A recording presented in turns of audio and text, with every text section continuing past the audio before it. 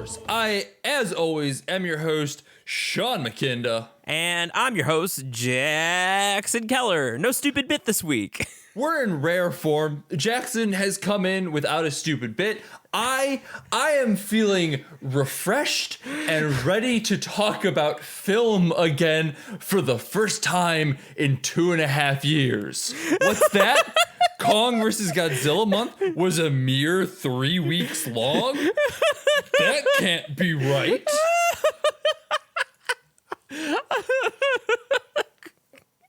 I have nothing to say. I can just laugh. It's my Joker laugh.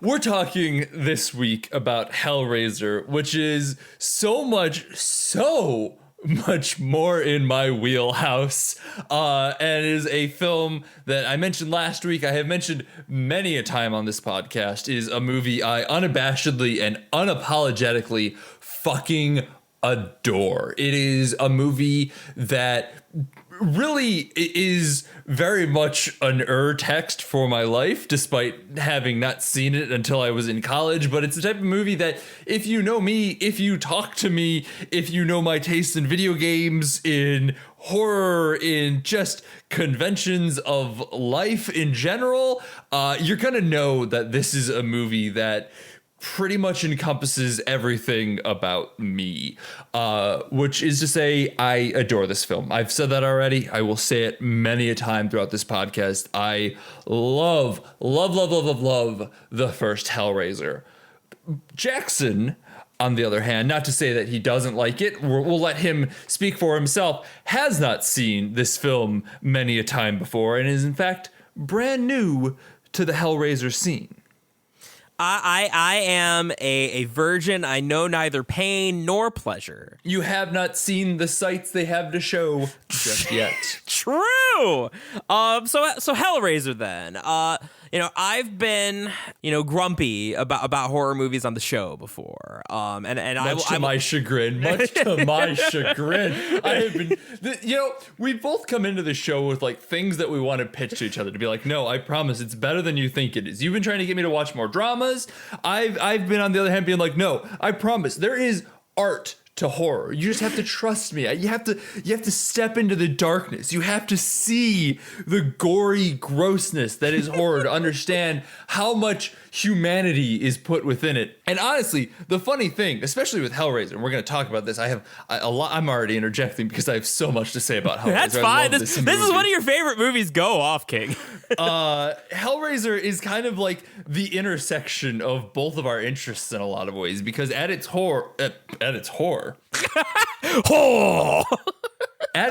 core, as Clive Barker, the writer of the book that it is based off of, as well as the screenwriter and director of the first Hellraiser movie, points out, it is pretty much a drama first, a horror movie second, which should very much tickle your taint a bit too. Ooh, what a wording! What a salacious wording. Listen. I'm trying to sexually charge this episode a little bit, just as Hellraiser is sexually charged. But here's the thing. No one really wants it to be sexually charged. That's where the pain comes in. It's the pain and the pleasure. I'm at the pain hut. What? I'm at the taco pleasure. I'm at the combination pain hut and taco pleasure. All right, you know what? That was too far. Never. I don't like Hellraiser anymore. Look at that. But do I like Hellraiser? So just a little bit of background. I've been a grumpy about horror movies in the past, and I try not to be the guy. I make a conscious effort to try not to be the guy that like actively writes off like a genre or a medium, because I know that people like to write off some of the stuff that I like. I'm an anime fan.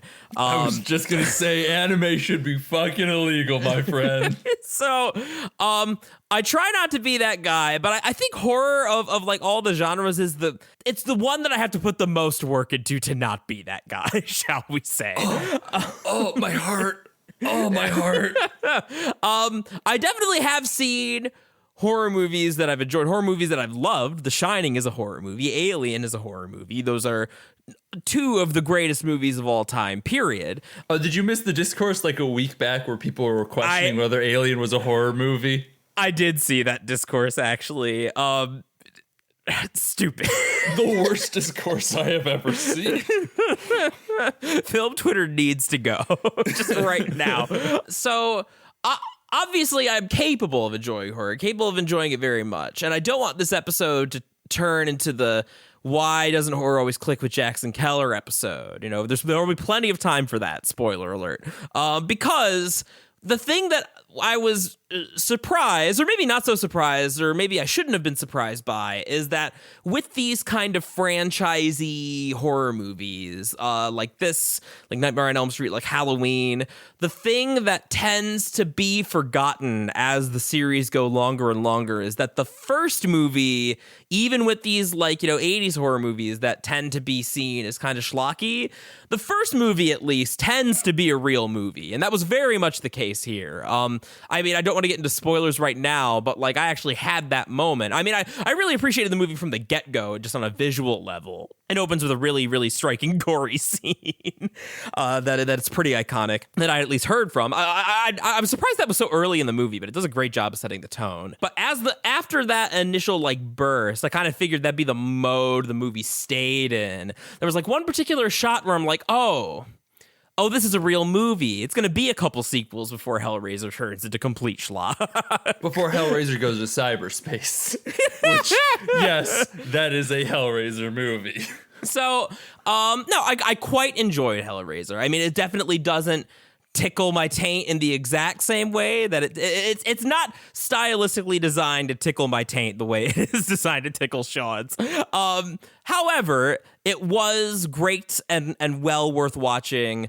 If only for the visuals, which were really striking even today. Not just like great gore and fun, but like genuinely kind of sickening and disturbing. Even today, despite the low budget, and that all is great. That all is spectacular. It does have a real story to engage with, and really, like, I only have two complaints, if they can even be called that. The first is kind of a non-complaint because it doesn't really detract from my enjoyment of the movie, and that is, of course, some of the acting. But some of the acting can be quite fun even when it's bad. What's more of a complaint is that apparently I forgot how often Sean brings up that the ending of this movie is bad, and yeah, it's pretty bad. It needs to end about 10 minutes before it does. Yeah, that's not really a spoiler. I have mentioned it so many times on this podcast that I think like the last, I don't even know if it's 10 minutes, probably like 5 minutes, honestly. Yeah, something like that. It is real rough, but don't let it turn you off watching it, because there is a line that one person utters, and then after that, you should take it from being like, this is a serious movie that I want to watch, and just go, no, this is now the schlock horror movie that I should laugh at, because it turns into schlock horror that you should absolutely laugh at. It's impressive that it takes that long, because otherwise the movie is very good about building tension and having some genuinely disturbing imagery. And I mean, for a horror movie, that's like the most important thing, right? So I can't call this anything but a success and deserving its status as a classic horror movie. So because I in my excitement, skip past the usual plot summary that I put a little bit earlier on in the episode. What is Hellraiser for those of you who are uncertain and still not totally sold on it? Well, Hellraiser, I mean, speaking as the outsider here, like from cultural osmosis and just, being a movie guy, I knew about Pinhead. I knew about the box. I didn't know what the box was called, but I knew there was like a box and, that Pinhead had his little demons, but I didn't know what the actual movie was about beyond that. I didn't expect it to be about a man getting cucked by the colossal titan, but that's kind of what it is. Hellraiser is, at its core, a drama love story more than anything else. It is portrayed through horror because it is a horrifying tale, but on the whole, it is far more interested in the intricacies of a family unit that is collapsing, in part due to infidelity and in part due to demons from extraplanar worlds that pulled a man apart to experience ultimate pleasure and pain at the same time. That's kind of what Hellraiser is. That's a weird way of pitching it.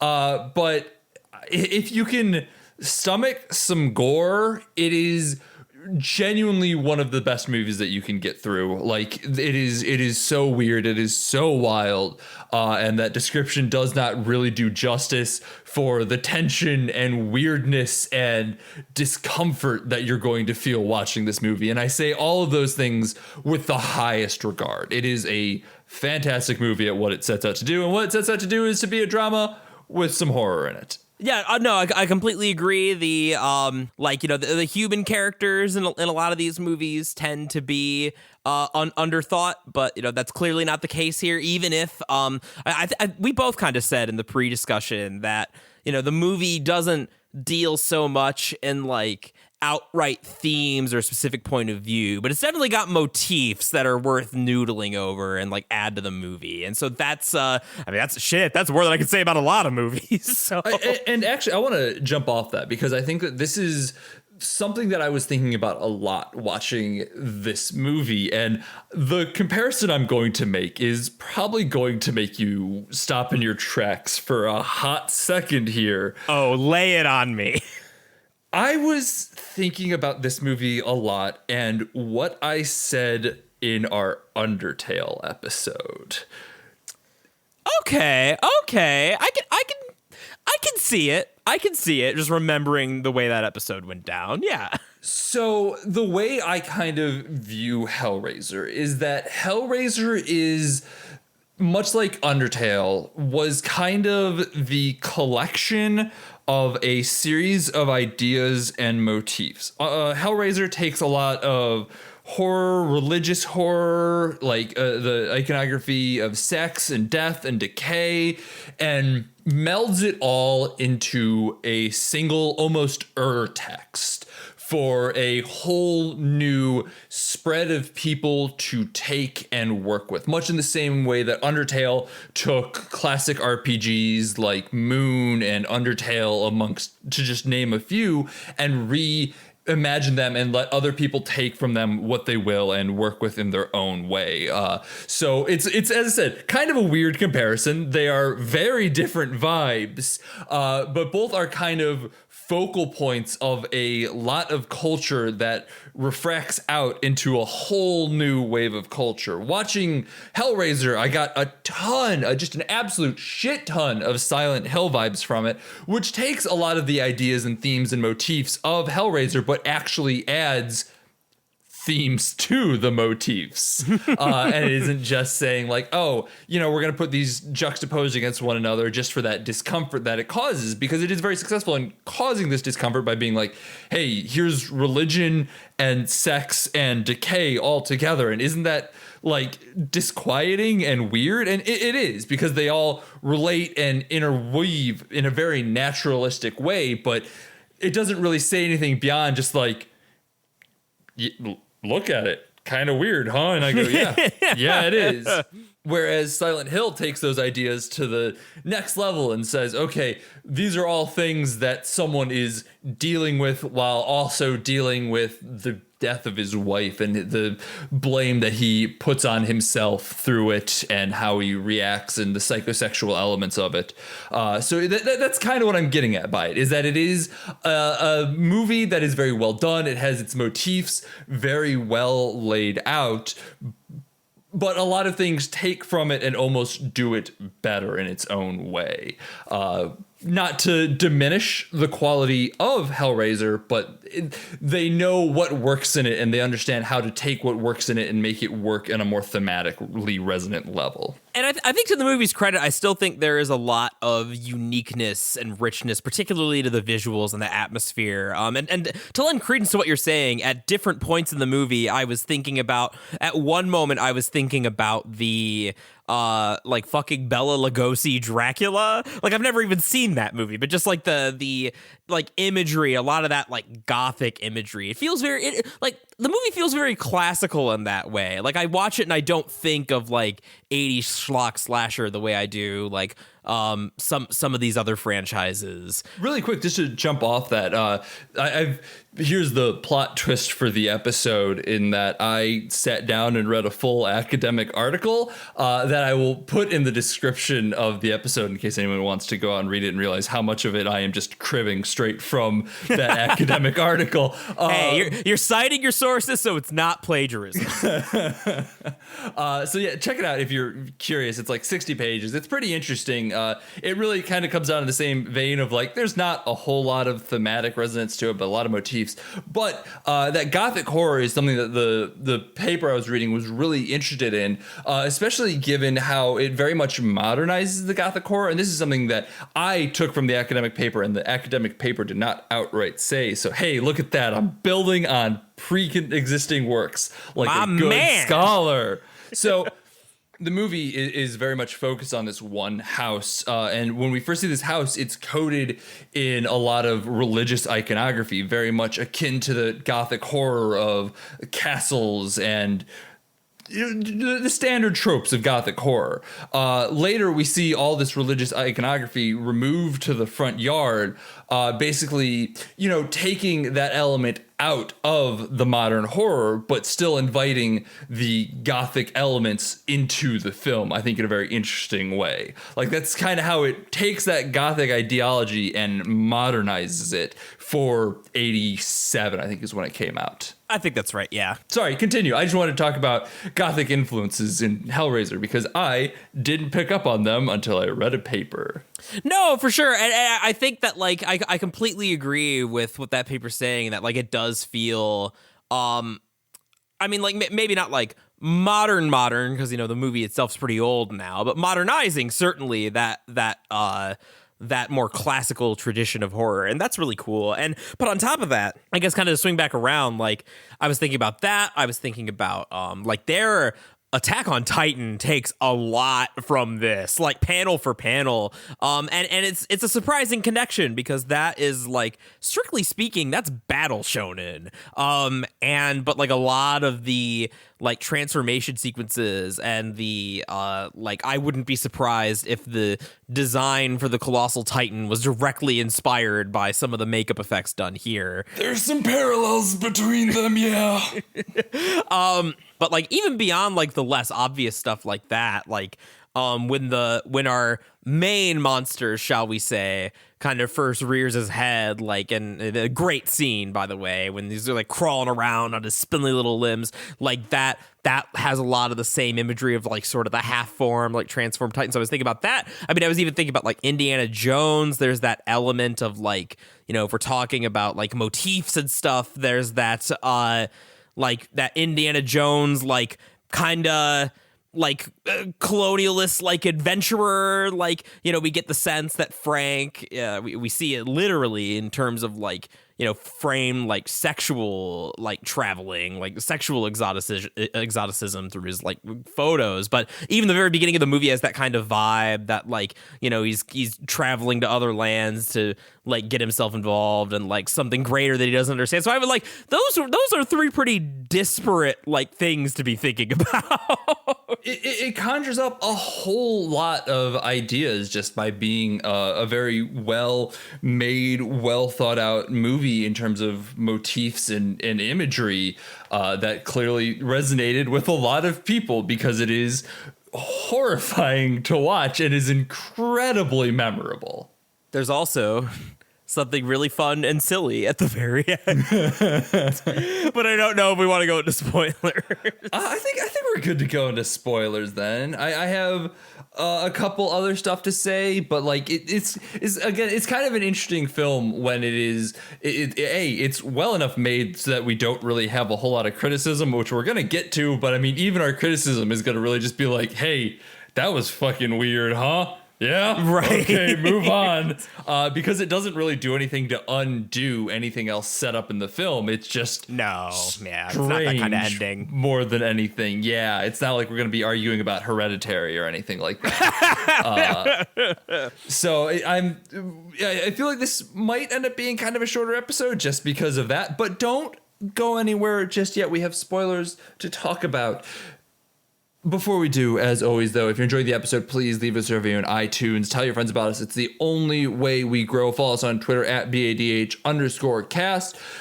Next week, I have somehow cajoled Jackson into watching the second Hellraiser movie, a movie that I actually haven't seen yet, so I'm very excited to get into it. But this might actually spin off into a full classic horror month, much to my very big excitement. I mean, you know, I had to do Hitchcock. I mean, this is fair. I think this is a fair trade. So equivalent exchange, as the law goes. Exactly. You know, I can't just try and resurrect my dead mom by making you sit through Hitchcock. Like, there's got to be a price. So I feel like it's worth mentioning because this is a Hellraiser episode and people might not be aware that that's a reference to Full Metal Alchemist. So I think I'm just going to put that out there because that's a weird, obscure reference to some people. And it sounds like you got some stuff going on otherwise. I mean, look, I wouldn't so casually just drop the reveal of the second dead parent. Mama Keller's alive and well. As of this recording. So let's dig into spoilers with the revelation that Keller 2 is still alive. Hey, she could be Keller. Well, I guess she wasn't Keller 1 because she took my dad's name. So never mind. You are correct. Accidentally, the best type of correct. Before we go to the silly stuff, I want to mention the moment because I think, you know, we were both talking about this moment in the pre-discussion and like it was the moment where like because the film opens with, you know, Frank getting all the hooks put into him and like, you know, torn apart. So good. Oh my God. Spectacular opening. Great opening.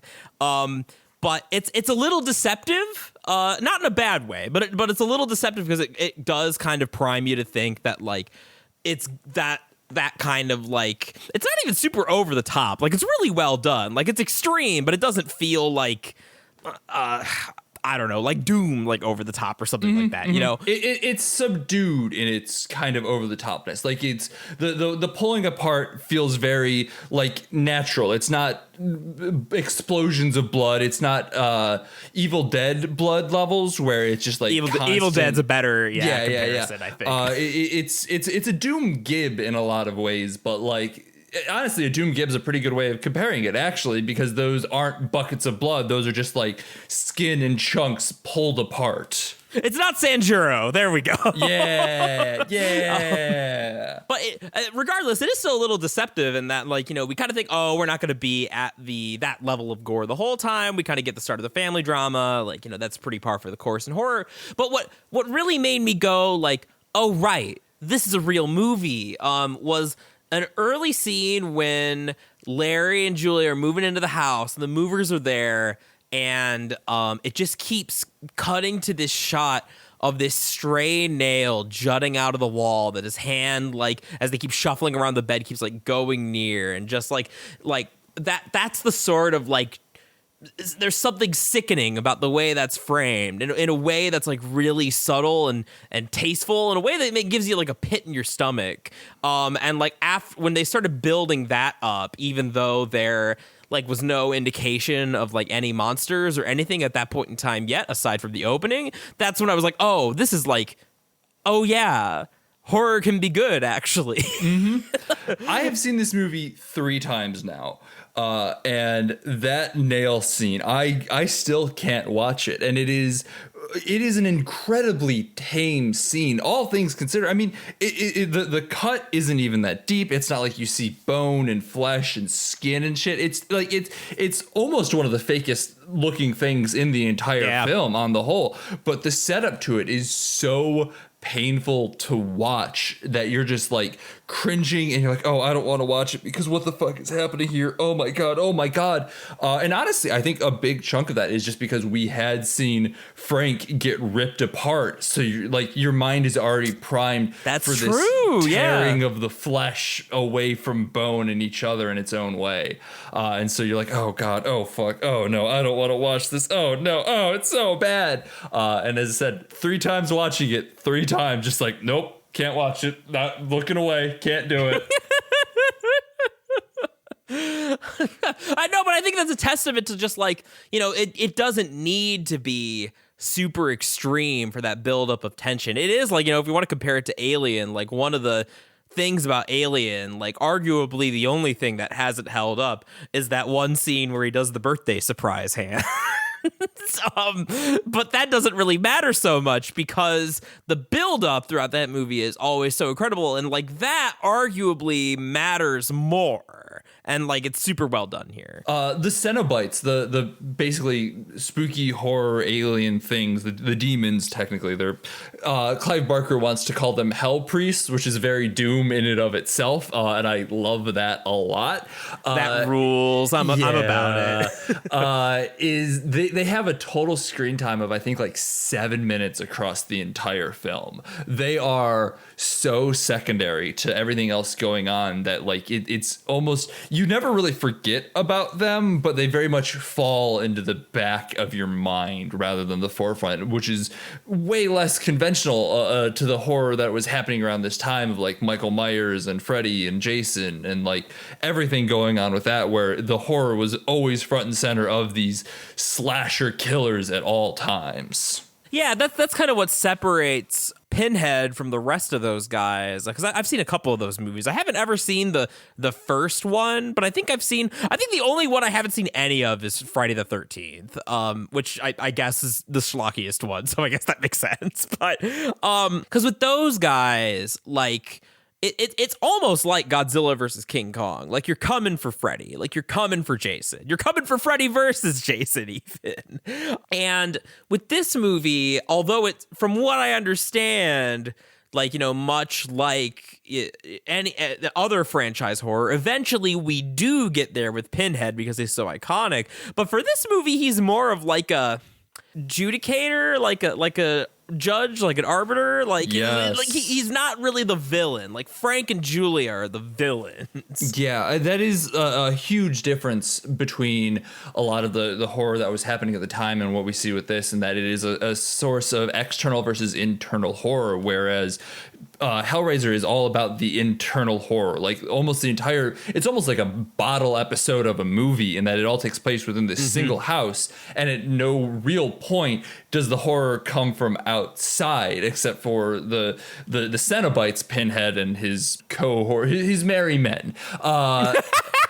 Those are the only external, and even then they aren't really, they're so impartial. They are you called, we came type of things rather than we are here to fuck shit up, let's go baby, which is what is going on with Frank and everybody else. Yeah, and it was interesting. Like, I say that Julia is one of the villains, which she is, but she's also, for the first part, basically our protagonist. Eventually that kind of implicit POV shifts to Kirsty, the daughter. But for a lot of the movie, we're seeing a lot of her thought processes. She, like, we get her backstory with Frank and, like, sort of that internality between how unsatisfied she is with poor old Larry. Poor bastard. And, we see her kind of struggle when, like, a lot of that tension is, like, her committing to offing those guys she brings back from the bar in order to feed Frank his power-up blood. It's a way of putting it, yes. Listen, I'm a man of trash. I'm a man of video games. I'm a man of anime. It's all about power-up. That's fair, I suppose. I hadn't considered it power-up blood before, but here we are. There was one other movie that maybe was drawing from this that I don't think I would have laughed at the scene if I didn't know this. But so there's a part later on. This is not at all a criticism of the movie, by the way, just something I thought would be a decent meme for the show, where Kirsty's onto him. She's onto Frank and Julia and their little plot.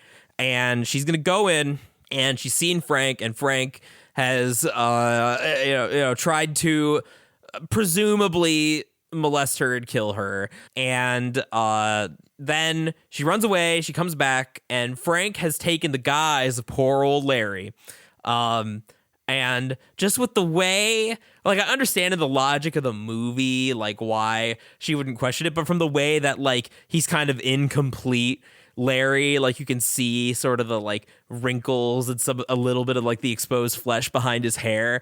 All I could think about was the scene in Thanksgiving where the turkey wears the sheriff's face.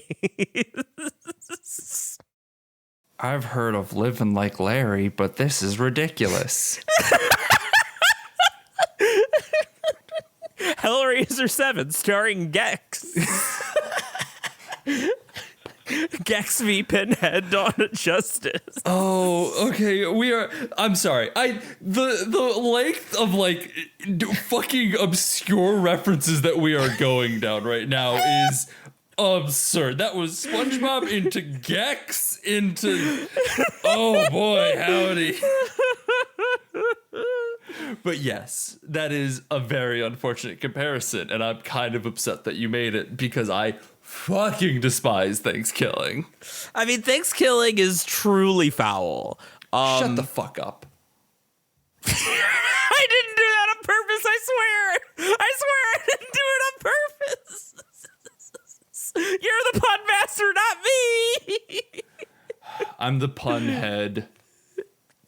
There we go. There we go. Restoring balance. Mm-hmm. We got exchange. There. I mean, do we want to talk about why we don't like the ending? do we want to do that? Before we dive into the ending, I just kind of want to talk a little bit about this. Like we've been making slasher comparisons, but I think it kind of goes even a little bit beyond the slasher comparison, because I think that there is something so much more horrifying about the Cenobites and so much more uncomfortable in watching Frank get dismembered than in almost any other horror movie I've watched. There's just something so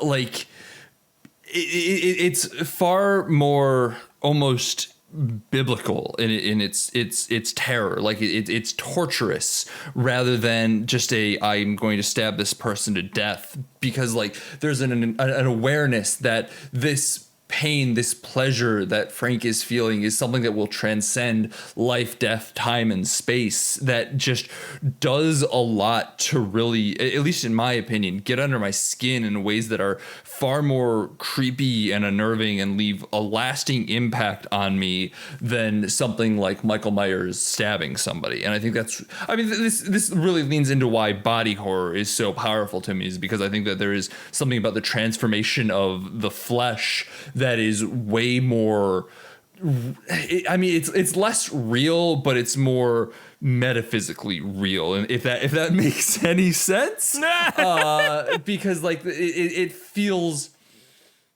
being stabbed is something that would be temporary, but like being transformed into something that is horrible and unknowable is almost something that you can imagine and yet be aware that you still wouldn't fully understand the depths to which that hell would be, that I think really resonates with me in a lot of ways.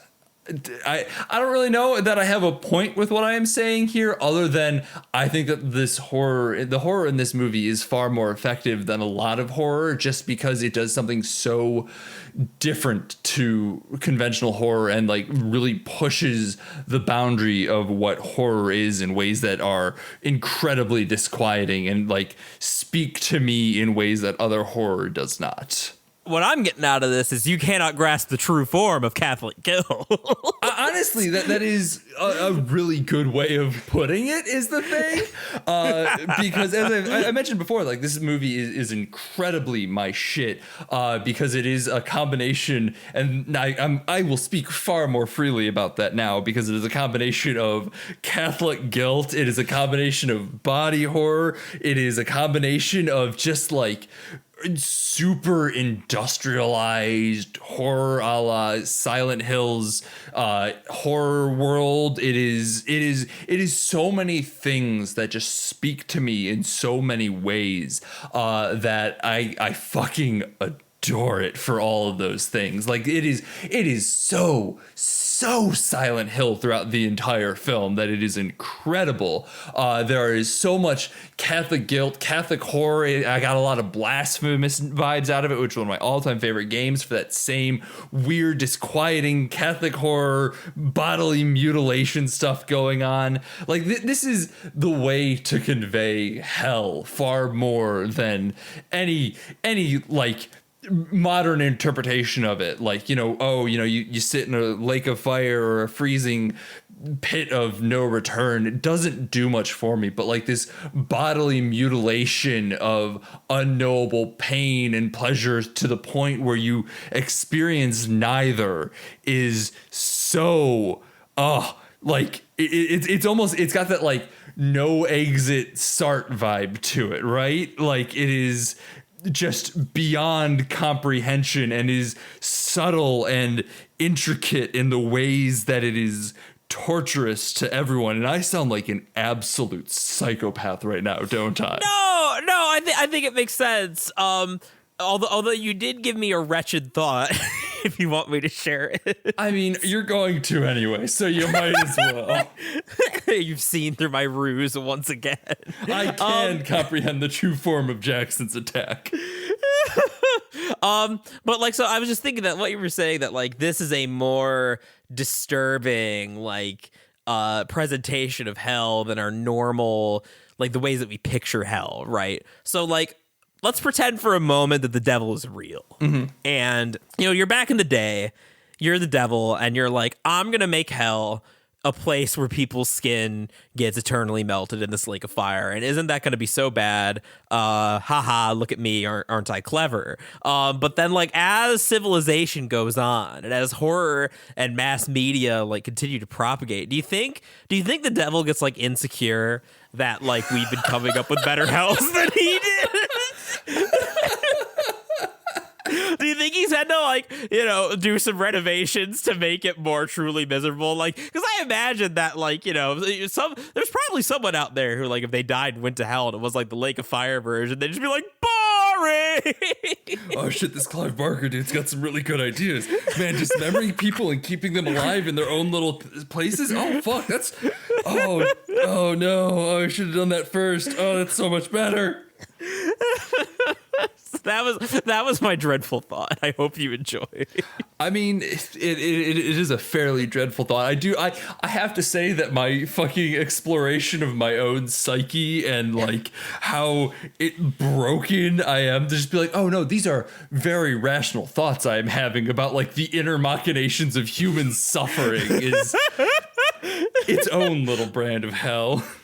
Well, but I think that's what, like, I keep using the phrase like, oh, right, this is a real movie. But like I think that's the thing about like horror and like why I need to watch movies like this every once in a while to remind myself that it's not all like boo, haunted house, paranormal activity schlock. Not everything is Annabelle. Not everything is Annabelle. And like it's funny because in the right context, like when you are watching one of those big dumb like popcorn movies, like I remember like my first viewing of the first Insidious movie pretty clearly, and that movie's like dumb in all those ways of like jump scares. It's got Darth Maul in it, and that's silly. Ooh, should we add that? We talked about doing like horror movies this month. Should we add Insidious to that list? Because I really remember liking it too, and I haven't seen it in a long fucking time. I'd be interested to revisit it. I doubt that, like, even if it's still solid, I doubt I'd like it as much, just because like I saw that in the theater with like a couple of friends who were like getting really spooked and people were like screaming and cheering, and there's value in that, even if like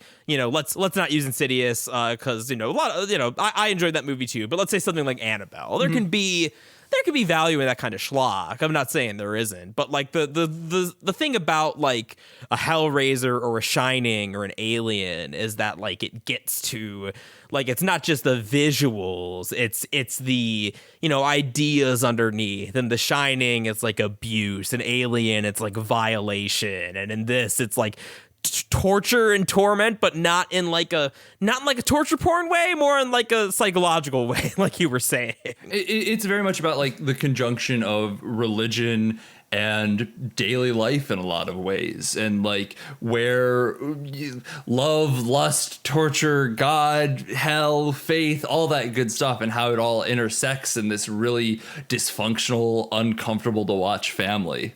It's good shit. And then there's a bone dragon.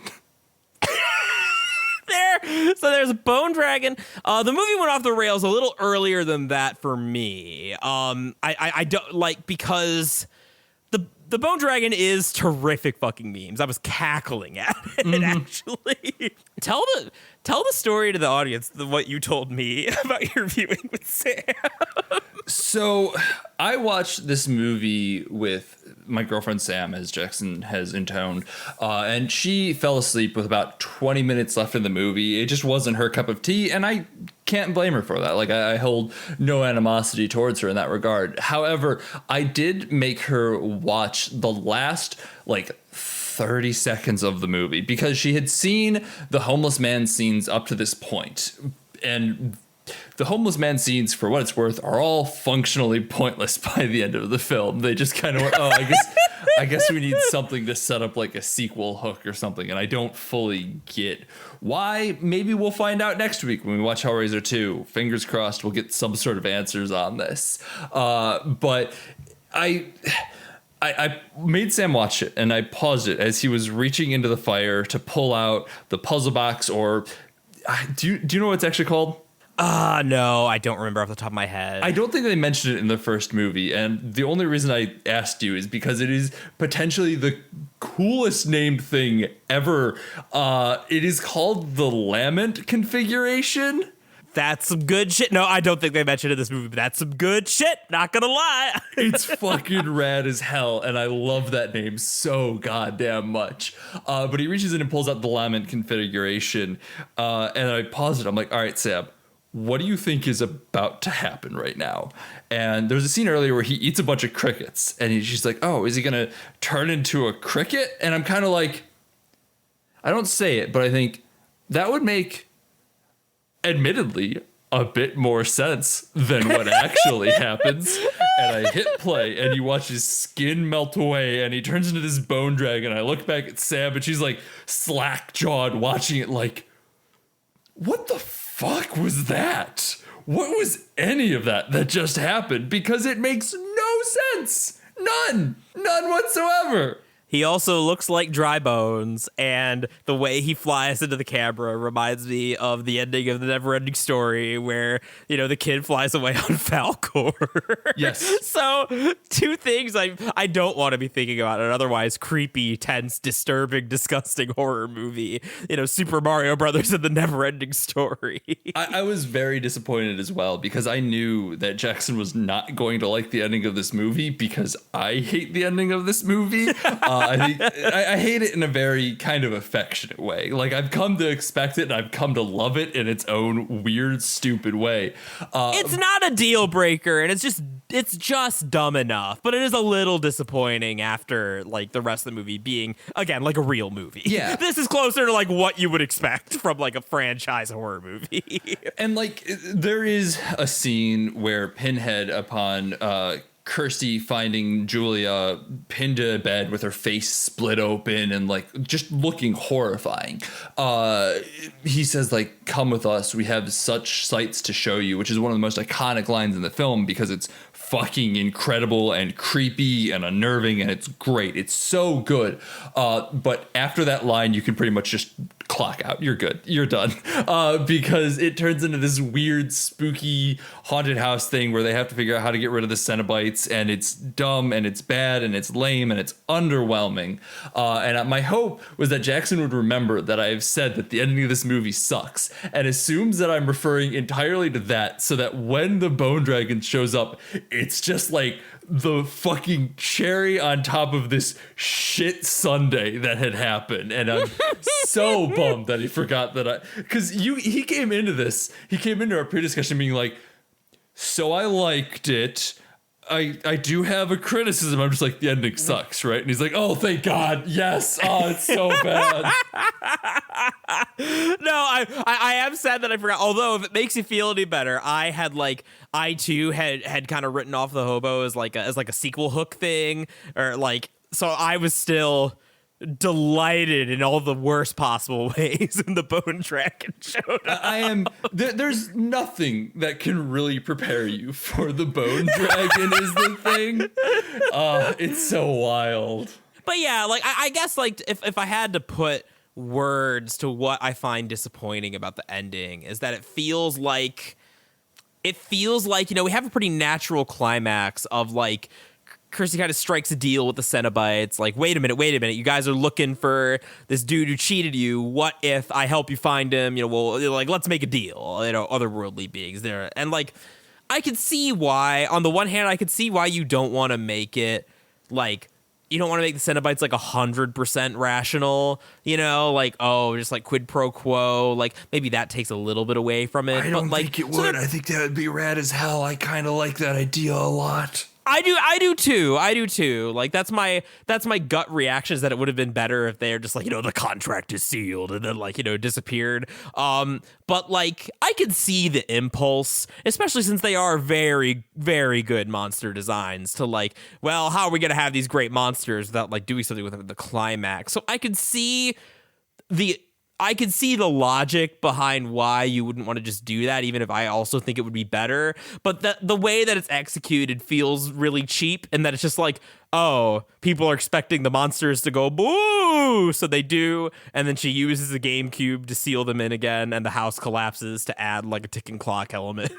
See, funnily enough, I don't know that the house collapse is as much of a ticking clock element, or like not intended to be one, as much as it is. No. I would say it's much more just about like the metaphor of the whole film. Like if the house is this relationship, I mean, the house is the relationship, is the familial relationship that everything is predicated upon, and like that final collapse is the collapse of the House of Usher. Essentially, at that point, it is everything giving up. I agree with you. It's just that's like when you're first watching it, and like she's going around shooting laser beams with a GameCube. That's kind of how it feels. No, I don't disagree with you at all. Don't get me wrong. Like I'm not. Again, I think that and in everything after we have such sights to show you is pretty not stellar, but I do just think like it does. The house collapse is the one part that is still thematically resonant with everything else. Sure. Her solving the puzzle and sending the Cenobites back is far less so.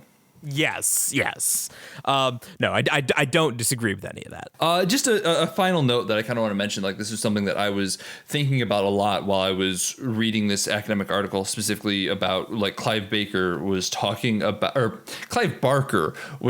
about how he wanted the Cenobites to be both ugly and elegant at the same time. Something that I think really does come through quite nicely. Like they are very, unsettling to look at, but there's almost a weird comfort in their presence, if that makes sense, because like they are just stoic and kind of above it all in their own way, and I think that it comes across as elegance and in a very clean way, but I think that is in and of itself kind of an interesting parallel to religion. I guess I want to talk about that for a second, because I haven't I haven't pissed off the religious people enough yet, is what it boils down to. Well, hey, depending on the sect, they could be like, preach on, brother. Like I live every moment in terror of God. That is fair. That is entirely fair. But believe me, what I'm about to say is less so agreeable with that. Because I think that there is, much like Cenobites, I mean, I think that they can be very much a representation of religion on the whole, in that they are, there is an elegance to the entirety of religion. There is a comfort to be found in these structures that exist, in these beings.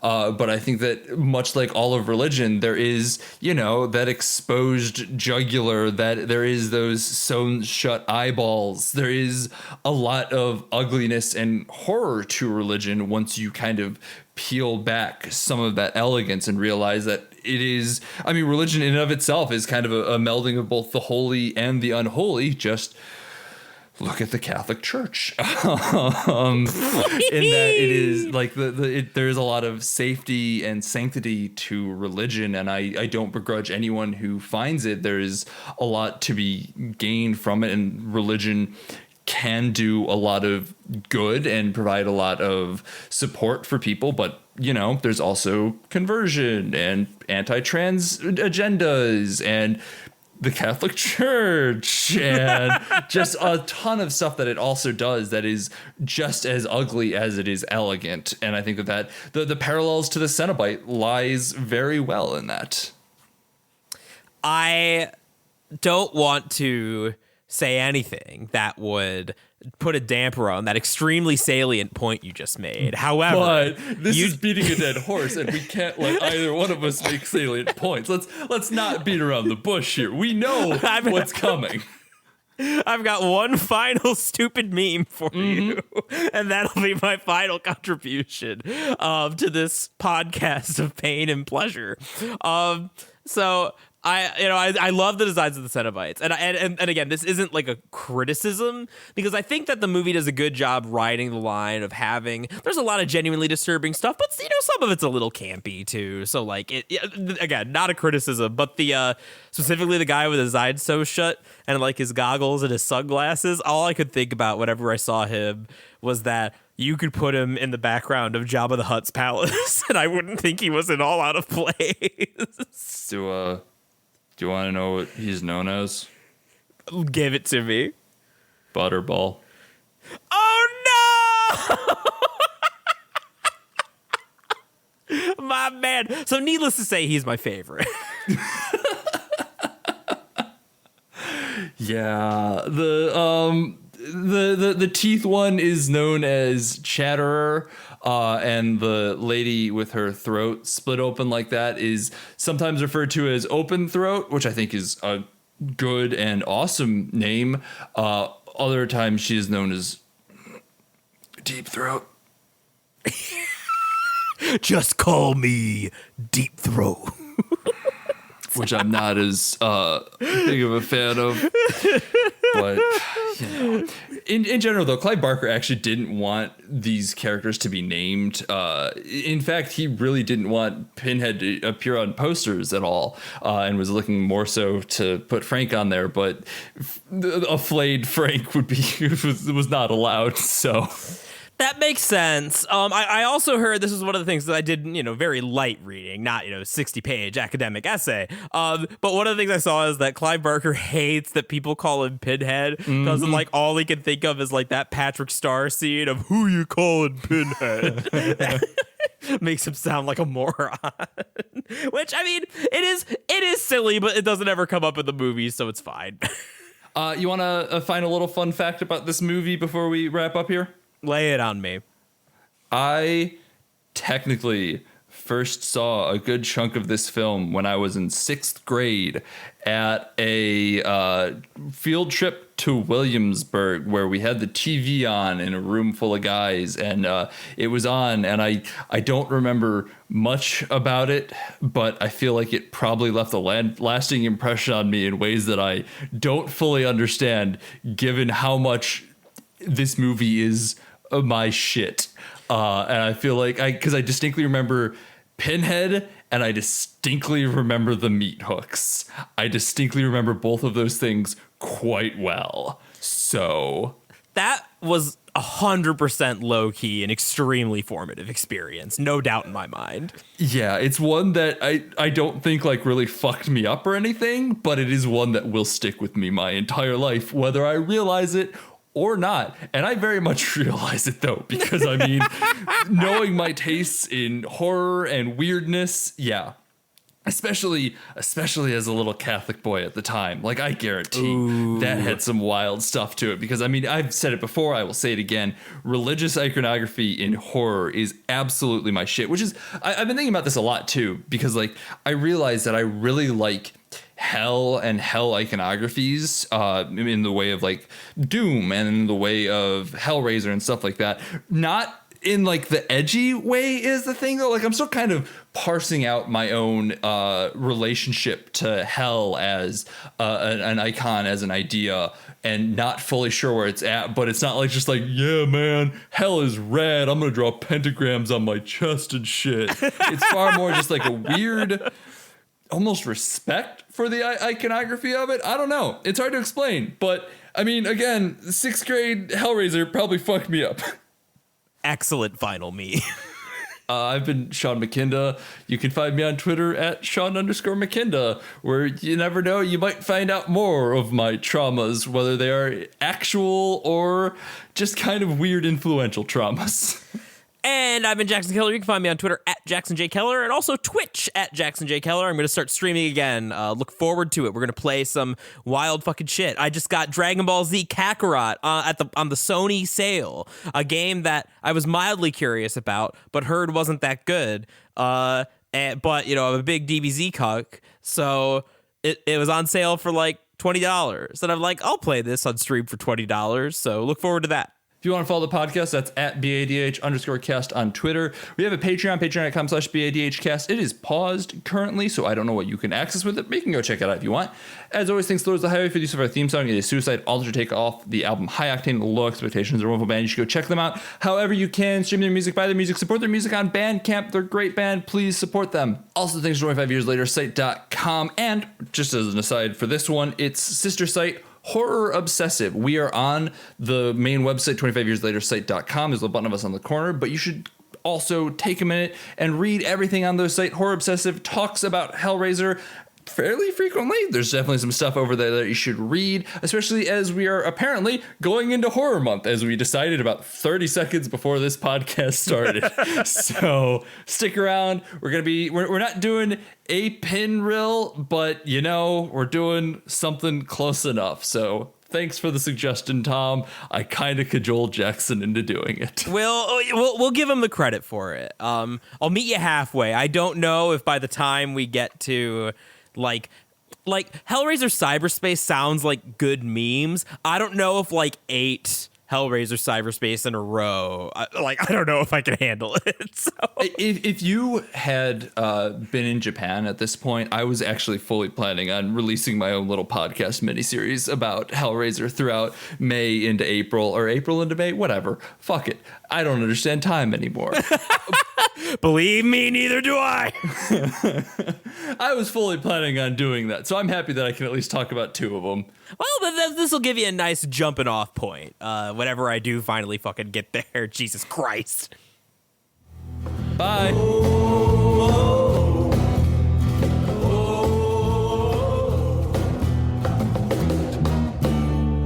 Don't you go into the ground. Don't you go